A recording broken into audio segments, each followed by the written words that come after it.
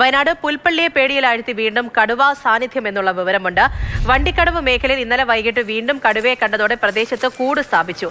ഇന്നലെ ആദിവാസി മൂപ്പൻ കൂമൻ കൊല്ലപ്പെട്ട സ്ഥലത്തിനടുത്താണ് നാട്ടുകാർ കടുവയെ കണ്ടത്.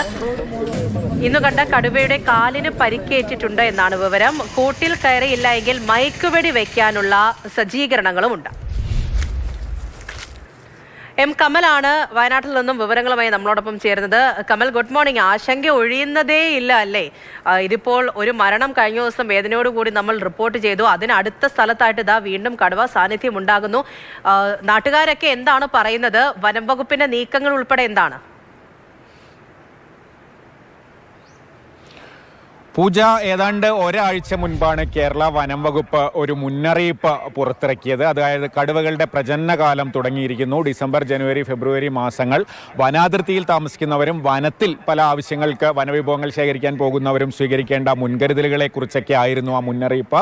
അതിന് തൊട്ടു പിന്നാലെ പനമരത്ത് ജനവാസ മേഖലയിൽ കടുവ ഇറങ്ങി. അത് കഴിഞ്ഞ് ആ കടുവയെ കാട് കയറ്റി 2 ദിവസത്തിനുള്ളിലാണ് വണ്ടിക്കടവ് മേഖലയിൽ ഒരാൾ കടുവയുടെ ആക്രമണത്തിൽ കൊല്ലപ്പെടുന്നത്. ഞാനീ നിൽക്കുന്നത് കന്നാരം പുഴയോരത്താണ്. ഈ കന്നാരം പുഴ, മാവിലാന്തോട് എന്നൊക്കെ പറയുന്നത് പെട്ടെന്ന് മനസ്സിലാകാൻ പഴശ്ശിരാജാവ് കൊല്ലപ്പെട്ട ഒരു സ്ഥലമാണ്. ഇതിന് തൊട്ടപ്പുറത്താണ് പഴശ്ശിരാജാവിൻ്റെ മ്യൂസിയം, ഈ പാർക്കും പഴശ്ശി സ്മാരകവും ഒക്കെ ഉള്ളത്.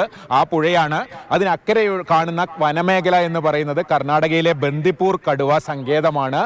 അത് അവിടെയാണ് ഈ കടുവയെ ഇന്നലെ കണ്ടത്. ഈ പുഴയുടെ അക്കരെയാണ്.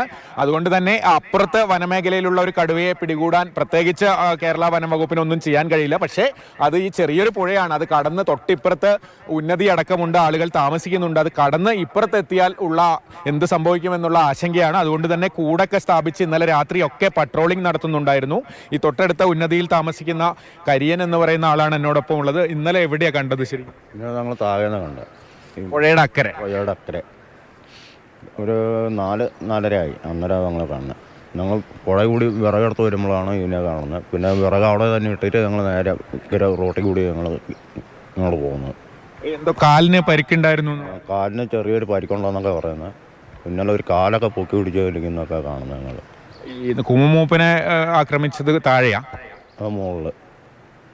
മുകളിൽ തെറ്റുമറ്റിട്ട്. അതും ഈ പുഴേൻ്റെ തൊട്ടക്കരെയാണ്? പുഴേൻ്റെ അക്കരെ. അത് കേരളത്തിൽ ആണ് ഇന്ന് മറ്റ് പുള്ളിന്. പൂജ, ഈ ഇന്നലെ CPIM പുൽപ്പള്ളി ഏരിയ കമ്മിറ്റി ഒരു പ്രസ്താവന ഇറക്കിയിരുന്നു. അതിൽ ഉന്നയിച്ചിരിക്കുന്ന ആരോപണം ഈ കർണാടകയിൽ സർഗൂർ എന്ന് പറയുന്ന ഗ്രാമപ്രദേശത്ത് 3 പേരെ കൊലപ്പെടുത്തിയ ഒരു കടുവയെ കർണാടക വനം വകുപ്പ് പിടികൂടിയ ശേഷം തുറന്നുവിട്ടു. ആ കടുവയാണ് ഈ കേരള അതിർത്തിയിൽ വന്നതെന്ന് സംശയിക്കുന്നു എന്നൊക്കെയുള്ള ആരോപണം ഉയരുന്നുണ്ട്. മുൻപും അത്തരം സംഭവങ്ങൾ ഉണ്ടായിട്ടുണ്ട്. കർണാടകയിലെ ഡാറ്റാബേസിലുള്ള കടുവ ഇതേപോലെ അവർ പിടികൂടിയ ശേഷം തുറന്നുവിട്ട കടുവയൊക്കെ കേരളത്തിലെത്തിയ സംഭവങ്ങൾ ഉണ്ടായിട്ടുണ്ട്.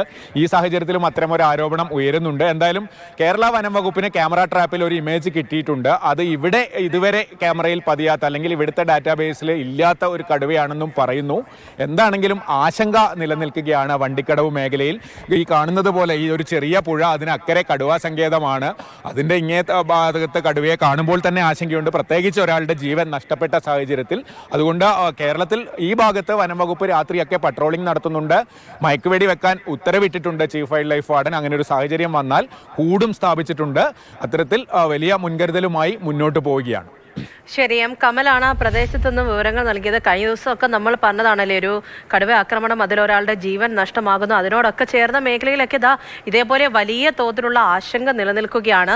അപ്പോൾ ഒരു ഇമേജ് വനംവകുപ്പിന് ലഭിച്ചിട്ടുണ്ട്. അതുമായി ബന്ധപ്പെട്ടുള്ള സജ്ജീകരണങ്ങളൊക്കെ അവിടെ നടത്തുകയും ചെയ്യുന്നുണ്ട്. കൂട്ടിൽ അകപ്പെട്ടില്ല എന്നുണ്ടെങ്കിൽ മയക്കുവെടി വെക്കാൻ തന്നെയാണ് തീരുമാനം. ജനങ്ങളൊക്കെ ഓരോരുത്തരും അത്രത്തോളം വലിയ ആശങ്കയിലാണ്.